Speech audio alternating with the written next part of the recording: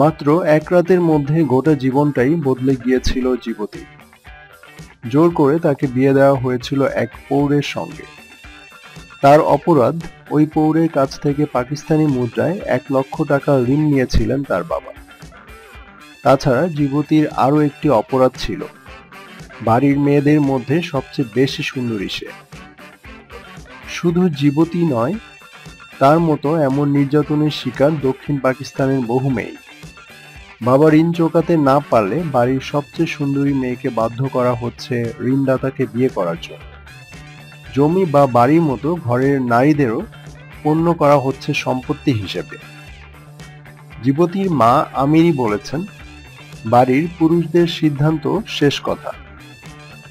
কেন আমার মেয়েকে জোর করে বিয়ে দেওয়া হবে, তাও আবার এমন একজনের সঙ্গে যার সঙ্গে আমার মেয়ের বয়সের ব্যবধান অনেকটাই। আমি অভিযোগ জানিয়ে পুলিশের কাছেও গিয়েছিলাম, কিন্তু পুলিশ আমার কথা কর্ণপাত করেনি। একটি স্বেচ্ছাসেবী সংস্থা জানিয়েছে, এইভাবেই জোর করে ২,০০০-এর বেশি মেয়েকে বিয়ে দেওয়া হয়েছে পাকিস্তানে।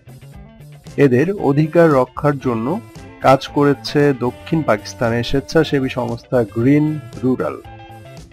তাদের কর্মী গোলাম হায়দার বলেন, পাকিস্তানের সংবিধান কখনোই এই ধরনের জবরদস্তিকে অনুমোদন দেয় না।